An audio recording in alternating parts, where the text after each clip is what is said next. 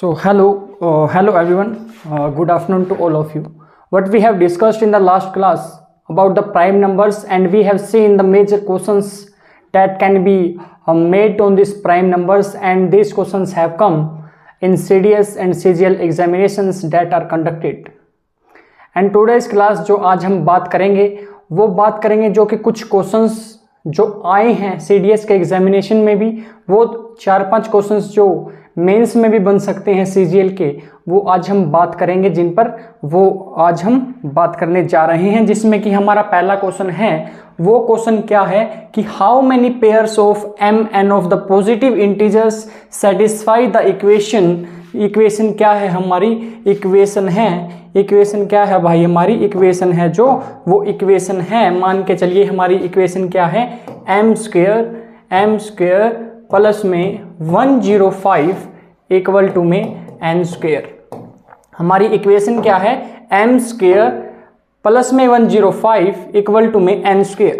जिसमें कि हमें क्या बताना है, हमें बताना ये है कि कितने ये एम और एन के पॉजिटिव कितने हमारे एम और एन के पॉजिटिव इंटीजर्स के पेयर बनेंगे जो कि सेटिस्फाई करेंगे हमारी इस इक्वेशन को।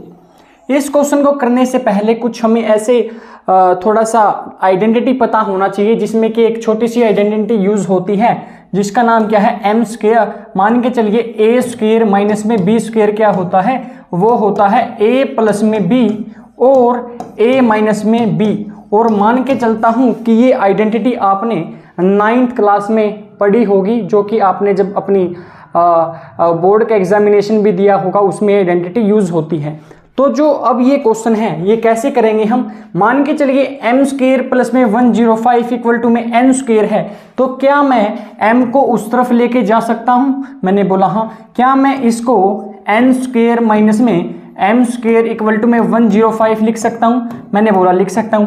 अब बोल सकते हैं आप कि ये एन स्क्वेयर भी तो इस तरफ आ सकता है, इसलिए नहीं लिया क्योंकि ये नंबर जो होगा वो नेगेटिव में हो जाएगा। अगर ये नेगेटिव में होगा तो हमें थोड़ी सी दिक्कत होगी, तो इसीलिए क्या किया मैंने, जो ये नंबर था मैंने पॉजिटिव साइड लिया और ये हमारा पॉजिटिव में रहा। अब क्या मैं यहाँ आइडेंटिटी यूज कर सकता हूँ, ए स्क्वेयर माइनस में बी स्क्वेयर, जिसमें आइडेंटिटी क्या होगी, एन प्लस में एम और एन माइनस में एम इक्वल टू में 105। क्या मैं जब मुझे पता है कोई दो नंबर्स का प्रोडक्ट है मेरे पास में, मैंने माना कि n प्लस m कोई एक नंबर है, n प्लस m कोई एक नंबर है, दो नंबर्स का प्रोडक्ट मेरे को कितना गिवन है, 105। अगर दो नंबर का प्रोडक्ट 105 है, क्या मैं 105 को ब्रेक कर सकता हूं ऐसे दो नंबर्स में, मैंने बोला हाँ। कैसे करूंगा मैं ब्रेक, क्या मैं 105 को 1 और 105 में ब्रेक कर सकता हूं, मैंने बोला हाँ। क्या मैं इसको 3 और 35 में ब्रेक कर सकता हूं, मैंने बोला हाँ। क्या मैं इसको 5 और 21 में भी ब्रेक कर सकता हूं, मैंने बोला हाँ। क्या मैं इसको 7 और 15 में भी ब्रेक कर सकता हूं, मैंने बोला हाँ। क्या मैं इसको 9 से काट सकता हूं, मैंने बोला नहीं। मेरे पास केवल ऐसे 4 ही पेयर आएंगे, कैसे 4 ही पेयर आएंगे जिसमें मैं 105 को ब्रेक कर सकता हूं ऐसे दो नंबर्स में, मैंने बोला हाँ। अगर मैं ऐसे नंबर्स को ब्रेक कर सकता हूं तो मेरे पास ऐसे नंबर्स कितने आए हैं, मेरे पास ऐसे नंबर कितने आएंगे, मैंने बोला जब मैंने n प्लस में m और n माइनस m को ब्रेक किया तो इसकी वैल्यू जो पेयर बन सकती हैं, एक तो बन सकता है 105 इंटू में 1, मैंने बोला एक पेयर बन सकता है 3 इंटू में 35, एक पेयर बन सकता है ऐसा कि 5 इंटू में 21, एक पेयर बन सकता है कि 7 इंटू में 15। बोलिए हाँ या ना, क्या ये बात समझ में आई कि ये पेयर्स कैसे बनेंगे। मैंने क्या किया, सिंपल मैंने एक 105 को ऐसे दो नंबर्स में तोड़ा है, ब्रेक डाउन किया है, जिसका मल्टीप्लाई क्या होगी, 105 होगी। अब क्या मैं यहाँ से पेयर बना सकता हूँ, क्या मैं यहाँ ये मान सकता हूँ कि 105 की जगह में n प्लस में m है, क्या मैं यहाँ से ये मान सकता हूँ कि n प्लस m को मैंने माना 105 और n माइनस m को मैंने मान लिया 1, बोलिए हाँ या ना। क्या यहाँ से हम n और m की वैल्यू निकाल सकते हैं, मैंने बोला हाँ। कैसे निकालेंगे, इसकी वैल्यू ऐसे निकलेगी, क्या मैं दोनों नंबर्स को क्या मैं दोनों नंबर्स को ऐड कर सकता हूं? मैंने बोला हाँ, मैं दोनों नंबर्स को क्या कर सकता हूं? ऐड कर सकता हूं। तो जब मैं ऐड करूंगा तो 2n इक्वल टू में m और m कट जाएगा, 106 आएगा। मैंने बोला हाँ।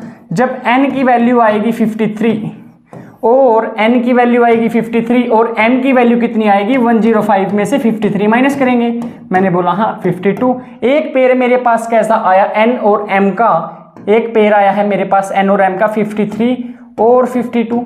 अब आपके मन में आएगा ऐसा भी तो हो सकता है कि जो n प्लस में m और n प्लस m की जगह मैं क्या रख सकता हूँ? 1 और n माइनस m की जगह रख सकता हूँ 105।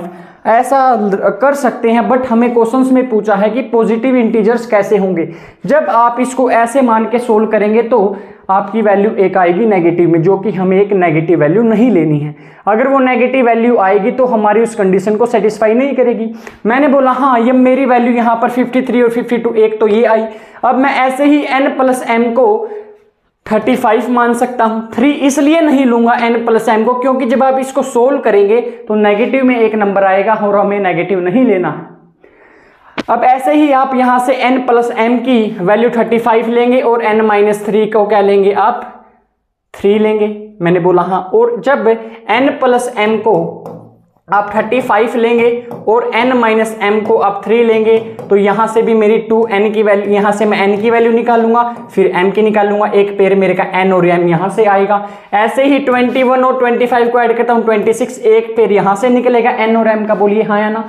फिर ऐसे ही क्या यहां से भी एक पेयर निकलेगा, तो कितने पेयर आ सकते हैं? एक पेयर, दो पेयर, 3 पेयर और 4 पेयर ऐसे निकाल सकता हूं मैं।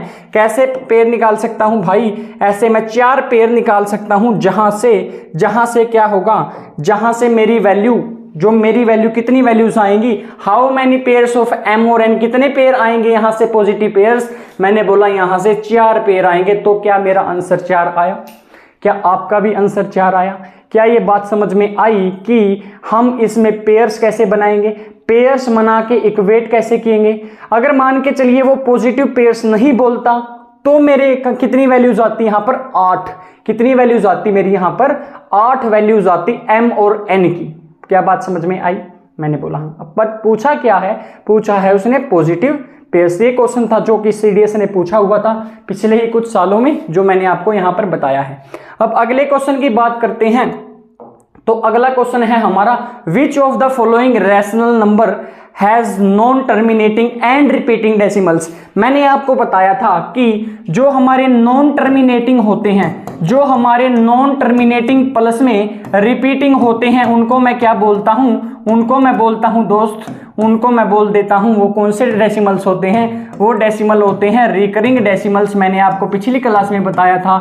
और इस रिकरिंग डेसिमल्स की मैं वैल्यू निकाल सकता हूं, इसको मैं p/q फॉर्म में भी लिख सकता हूं। इसीलिए रिकरिंग डेसिमल्स हमारे रैशनल नंबर हो सकते हैं। मैंने आपको फिर एक एडिशनल इंफॉर्मेशन दी जो मैंने आपको पिछले कुछ क्लासेस में भी बताई। बट इसने पूछा है कि कौन सा डेसिमल क्या होगा, कौन सा होगा जो कि रिकरिंग डेसिमल होगा।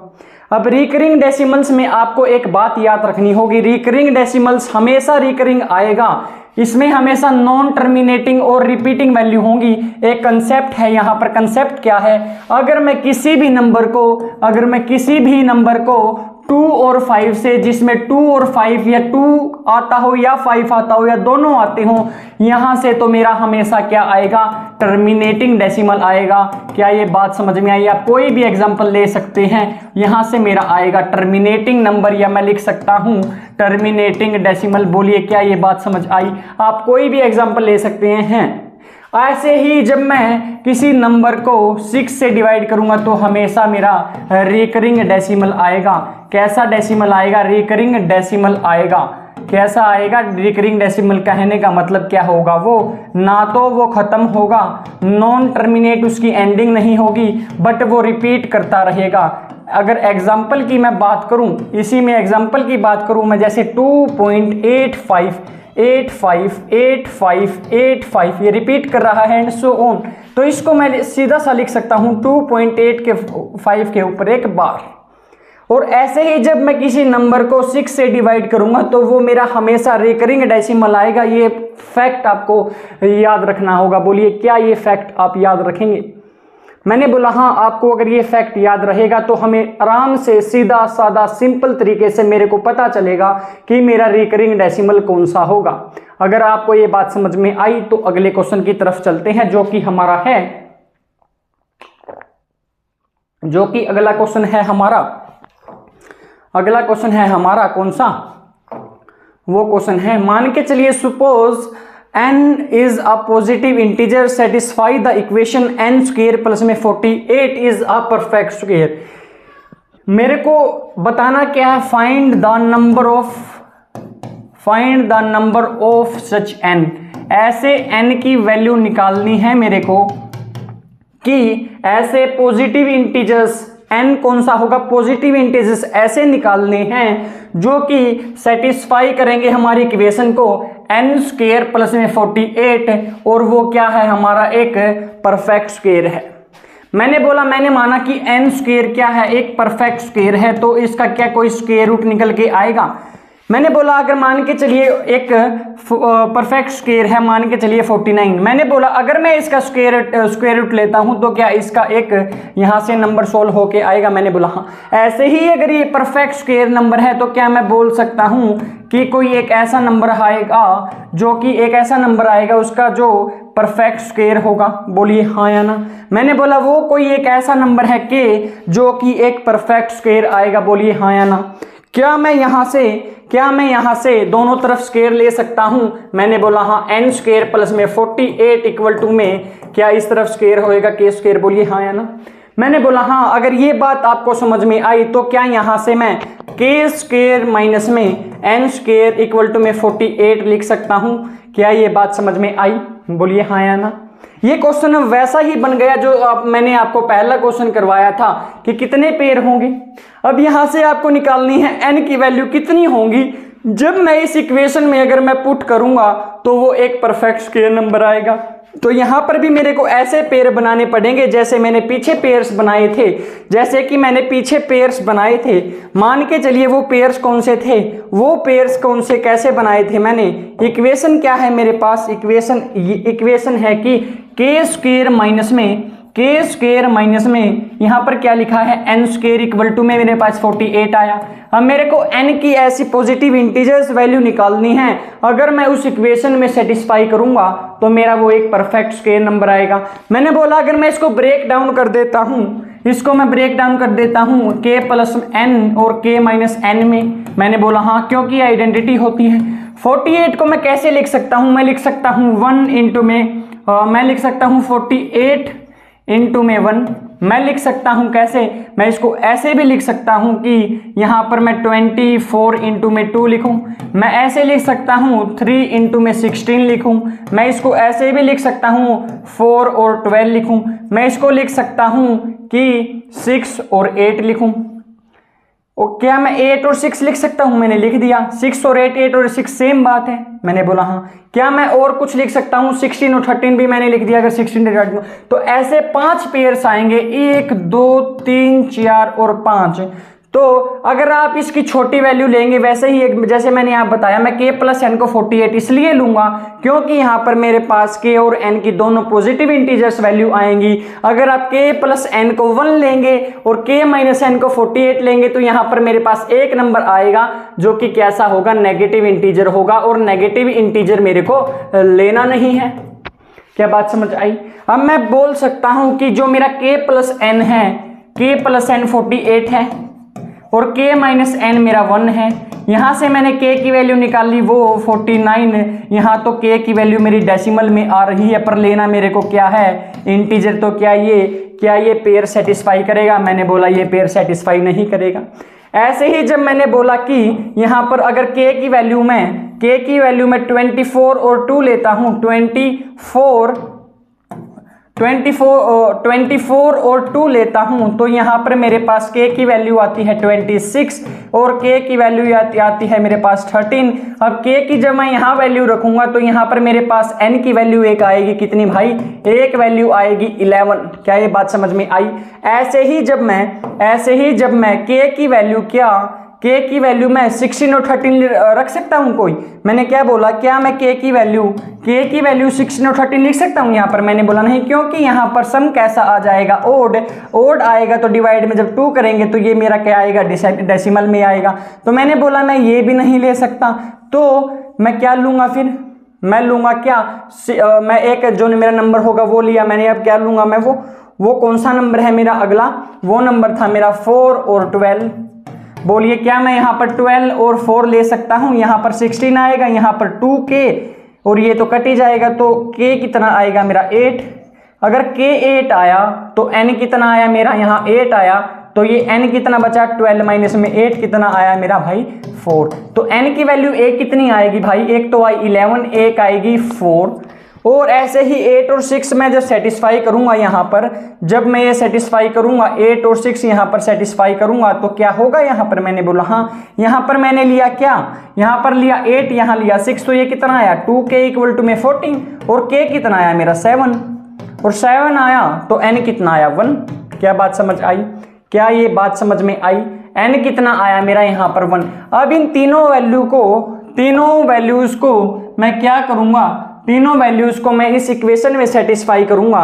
एक तो मेरी वैल्यू आई है 11, अब मैं 11 का स्क्वायर करूंगा 121 और 48 कितना आएगा मेरा 169। क्या ये परफेक्ट स्क्वायर है? मैंने बोला हाँ।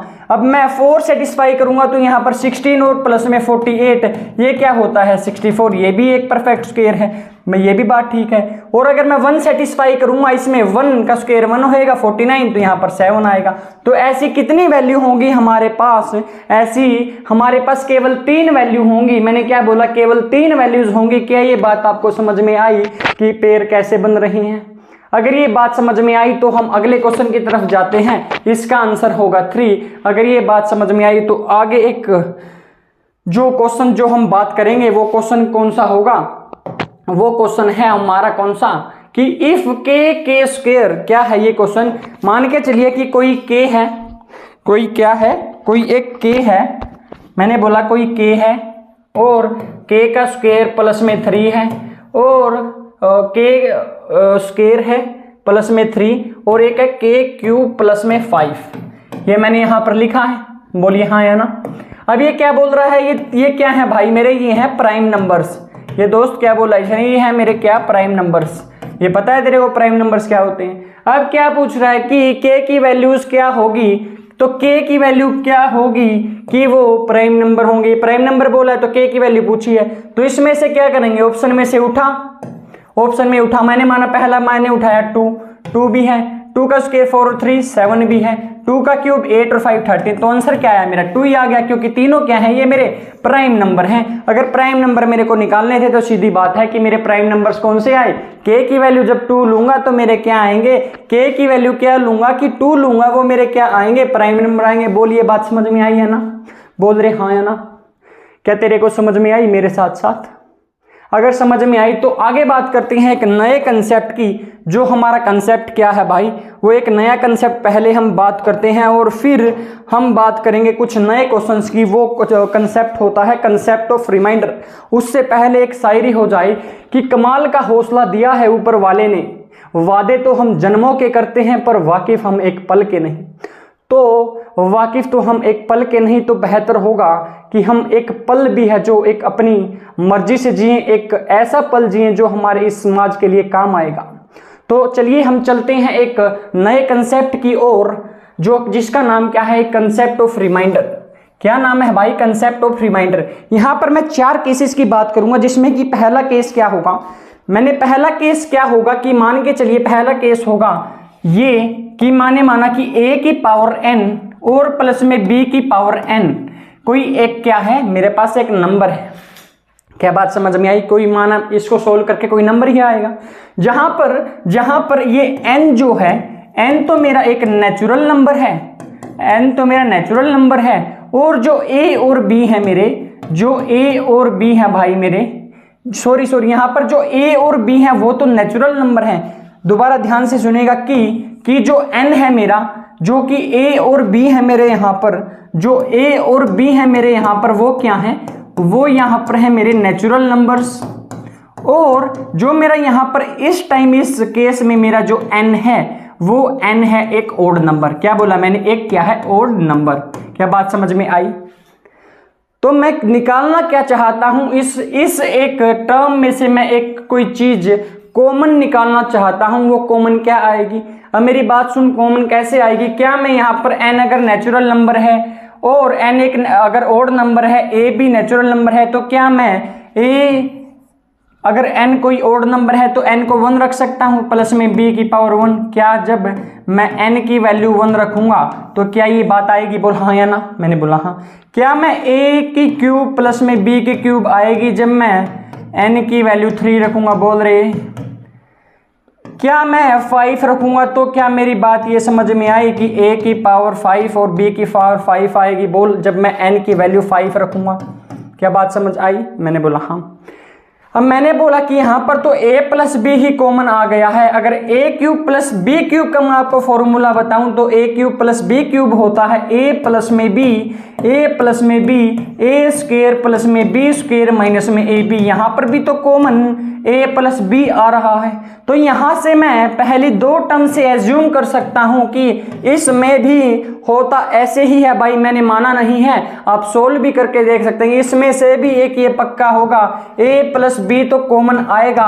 और ये हमें we does not care any about कि यहाँ पर क्या आएगा, बट हमें ये जरूर पता होना चाहिए कि जो मैं अगर कॉमन लूंगा यहाँ पर तो वो a प्लस बी कॉमन आएगा, चाहे आप a की पावर 99 प्लस में b की पावर 99 लें, या फिर आप a की पावर 51 या फिर b प्लस में b की पावर 51 लें। तो ये पक्का है कि भाई और मेरी बहन की a प्लस बी तो कॉमन आएगा। और वो तेरे को याद भी रखना होगा।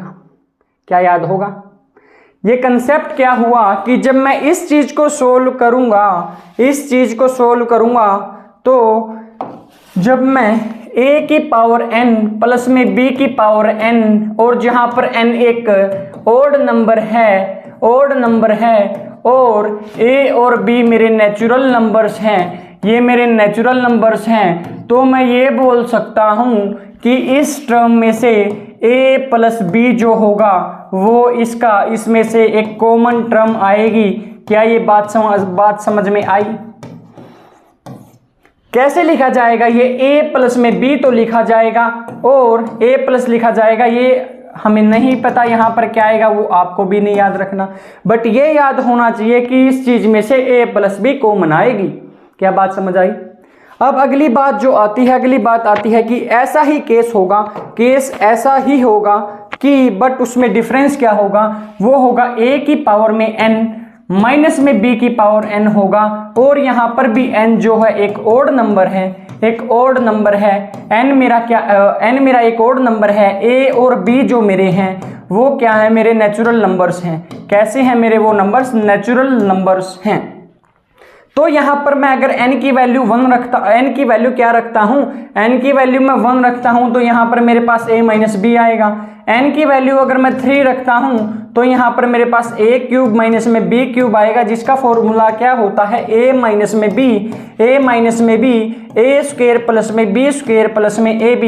बट हमें इतना ही फोकस करना है कि जो ये हमारी टर्म आ रही है a minus B, a minus B, ऐसे ही जब मैं n की वैल्यू 5 रखूंगा तो a की पावर 5 माइनस में b की पावर 5 डज नॉट मैटर यहाँ पर क्या आएगा, बट ये पक्का होगा कि यहाँ पर a माइनस बी तो कॉमन होगा। क्या ये बात समझ में आई? मैंने बोला तो सेकंड केस क्या हुआ? सेकंड केस ये हुआ जैसे मैंने बताया, इसमें जैसे मैंने क्या बताया कि प्लस वाले में तो a प्लस बी एक कॉमन फैक्टर आएगा। इसमें क्या आएगा भाई? इसमें आएगा a प्लस बी एक कॉमन फैक्टर आएगा। मैंने बोला हाँ। और ऐसे ही मैंने बोला a की पावर n माइनस में b की पावर n, कंडीशन सेम है, ओड नंबर, और a b क्या है? मेरे नेचुरल नंबर्स, नेचुरल नंबर्स हैं। तो यहाँ पर एक कॉमन टर्म जो आएगी वो कॉमन टर्म आएगी a माइनस बी, क्या आएगी? मेरी एक कॉमन टर्म आएगी। क्या ये बात समझ में आई? ऐसे ही एक जो थोड़ा सा मैनिपुलेट करके थर्ड केस क्या होगा? थर्ड केस ये होगा कि मान के चलिए a की पावर n है और प्लस में b की पावर n है, बट अब कंडीशन क्या है, n तो मेरा एक इवन नंबर है, बट जो a और b है मेरे वो तो सेम क्या है, मेरे नेचुरल नंबर्स ही हैं। क्या है मेरे, वो तो केवल नेचुरल नंबर्स ही हैं। तो क्या यहाँ पर जब मैं n की वैल्यू 1 लूँ, n की वैल्यू क्या लूँगा, कोई इवन नंबर 2 लूँगा, तो क्या a स्क्वायर b स्क्वायर में से कोई कॉमन आएगा? मैंने बोला नहीं। क्या मैं n की वैल्यू 4 लूँगा तो क्या a की पावर 4 प्लस में b की पावर 4 ऐसी कोई आइडेंटिटी होती है, मैं इसको खोल सकता हूँ? मैंने बोला नहीं।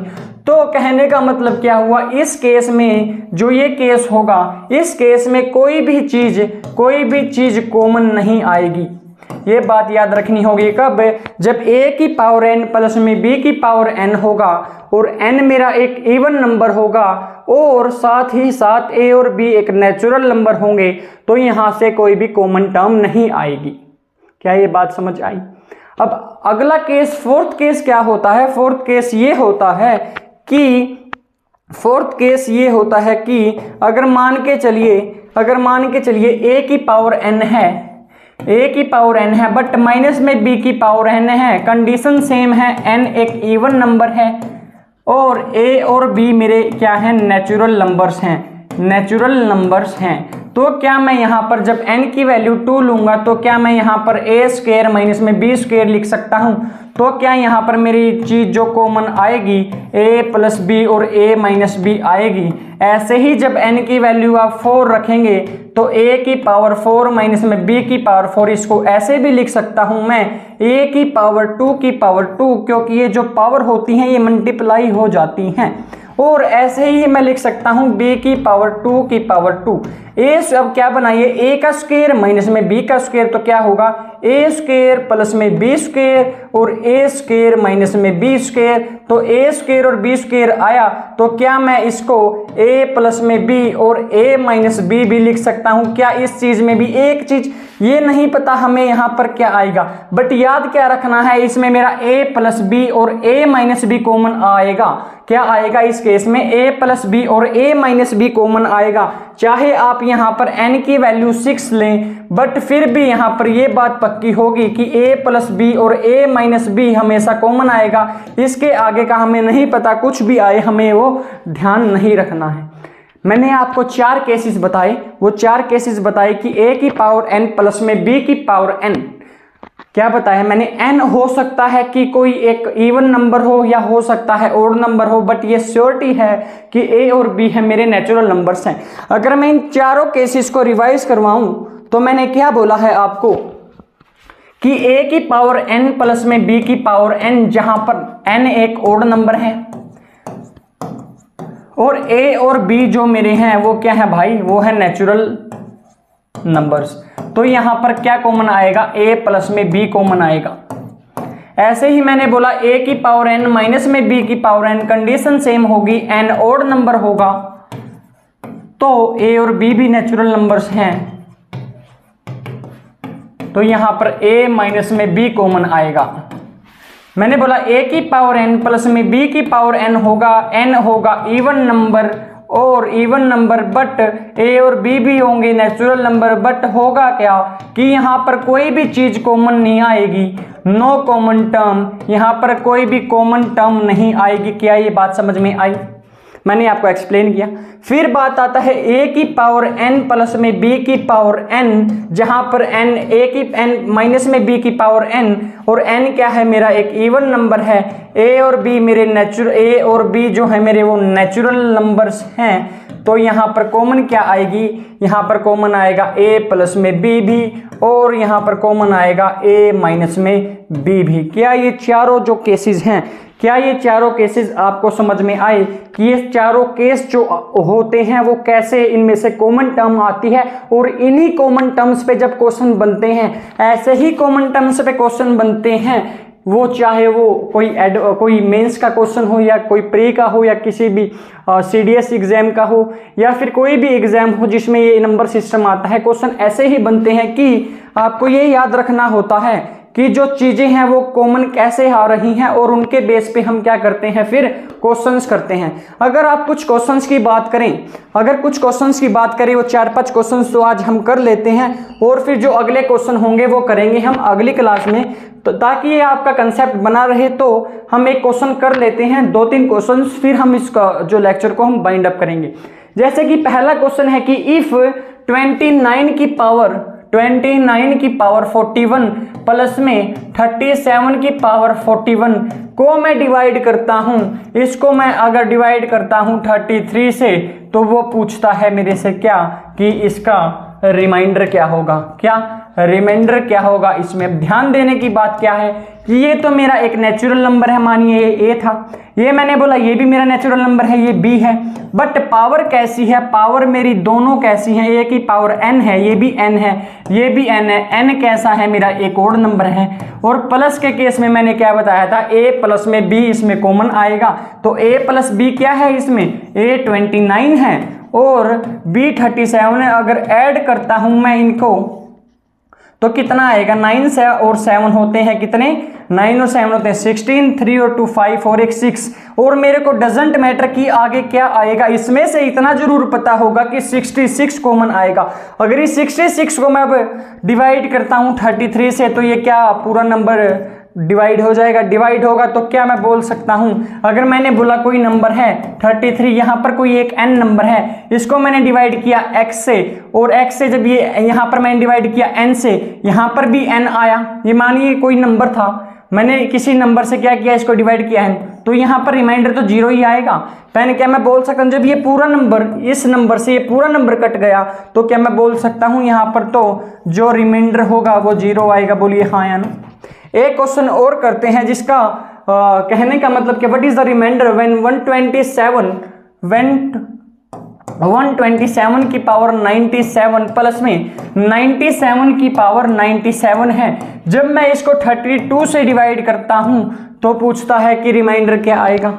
मैंने बोला मेरे को पता है ये तो मेरे दोनों क्या हैं रे, ये मेरे हैं दोनों नेचुरल नंबर, और ऊपर की पावर जो है वो दोनों मेरी कैसी हैं, ओड हैं, तो ये भी मेरे को पता है कि a प्लस बी तो मेरे को पता है इसमें कॉमन आएगा, और आगे का मेरे को पता नहीं क्या आएगा, जो आएगा ठीक है। अब मेरे को क्या करना है, इसको डिवाइड करना है 32 से, a कितना है मेरा 127 और 97, इसको मैं ऐड करूंगा तो कितना आया, 7 और 7 14, 9 और 2 11 और 12 224 आया। क्या मैं जब इसको 32 से डिवाइड करूंगा क्या ये कंप्लीट डिवाइड होगा, बोलिए हाँ या ना।